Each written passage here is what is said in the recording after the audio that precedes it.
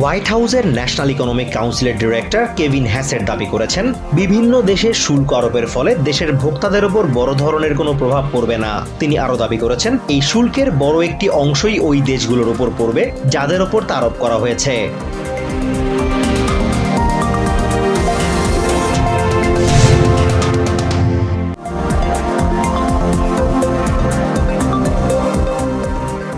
Senator Bernie Sanders অভিযোগ করেছেন, বর্তমান প্রশাসনের অধীনে দেশের মানুষ নজিরবিহীন বিপজ্জনক পরিস্থিতিতে পড়েছে। সিবিএস নিউজকে দেয়া সাক্ষাৎকারে তিনি আরো বলেন, দেশ অভিজাততন্ত্রের দিকে এগিয়ে যাচ্ছে, যেখানে বিলিয়নিয়াররা শুধুমাত্র বিলিয়নিয়ারদের জন্যই সরকার পরিচালনা করছে।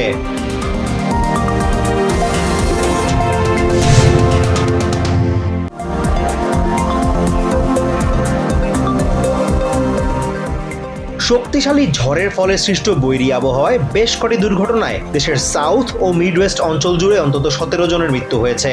ন্যাশনাল ওয়েদার সার্ভিস জানিয়েছে, ভারী বৃষ্টি ও বন্যার ঝুঁকিতে রয়েছে ওই অঞ্চলের 46 মিলিয়নের বেশি বাসিন্দা।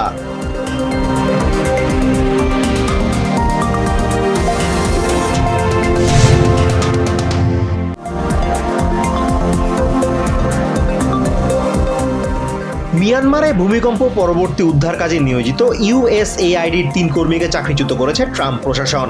সংস্থাটির সাবেক কর্মকর্তা মার্সিয়া ওংকে উদ্ধৃত করে এক প্রতিবেদনে এই তথ্য জানিয়েছে রয়টার্স। ওং বলেন, অভিযানের মাঝপথে এভাবে কর্মীদের ছাঁটাই করলে তা দলের অন্যদের মনোবল নষ্ট করে।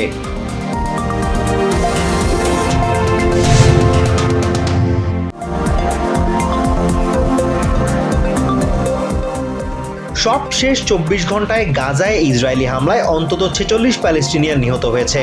গাজার বিভিন্ন আবাসিক এলাকা এবং অস্থায়ী আশ্রয় কেন্দ্রগুলোতে এই হামলাগুলো চালানো হয়েছে বলে জানিয়েছে গাজার স্বাস্থ্য মন্ত্রণালয়।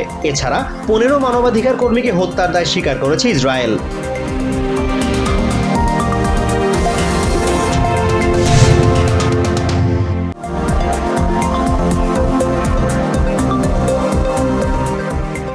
গাজায় ইসরায়েলি বাহিনীর চালানো গণহত্যার প্রতিবাদে বিশ্বব্যাপী হরতালের ডাক দিয়েছে the Palestinian national and Islamic forces.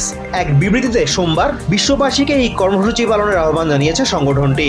গাজায় ইসরায়েলি আগ্রাসন বন্ধে বৈশ্বিক চেষ্টার অংশ হিসেবে এই কর্মসূচি ঘোষণা করা হয়েছে।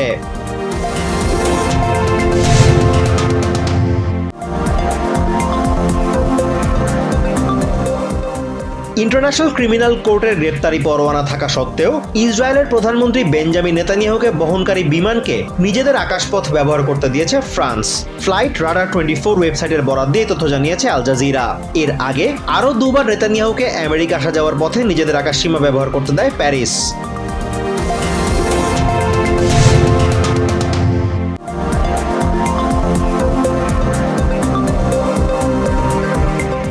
ট্রাম্প প্রশাসনের নতুন শুল্ক নীতির বিষয়ে বাংলাদেশ সরকার আমেরিকাকে দুটি চিঠি দেওয়ার সিদ্ধান্ত নিয়েছে। আগামী 48 ঘন্টার মধ্যে এই চিঠি পাঠানো হবে বলে রবিবার অর্থ উপদেষ্টার সভাপতিত্বে অনুষ্ঠিত উচ্চ পর্যায়ের একটি বিশেষ বৈঠক শেষে জানান প্রধান উপদেষ্টার প্রেস সচিব শফিকুল আলম।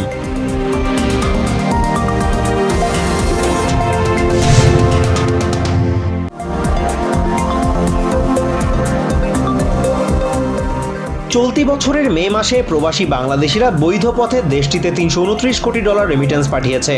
এক মাসের হিসাবে রেমিটেন্সের এই পরিমাণ গত এক বছরের মধ্যে সর্বোচ্চ। বাংলাদেশ ব্যাংক জানিয়েছে, গত বছরের মার্চ মাসের তুলনায় এই মার্চে পাওয়া রেমিটেন্সের পরিমাণ 65% বেশি।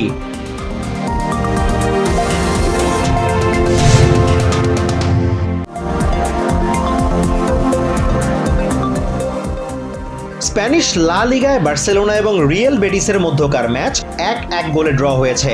শনিবার ঘরের মাঠে ম্যাচের শুরুতেই গাভীর গোলে এগিয়ে যায় বার্সা। তবে মাত্র 10 মিনিট পরই ম্যাচের 17 মিনিটে গোল করে বেটিসকে সমতায় ফেরান নাতান।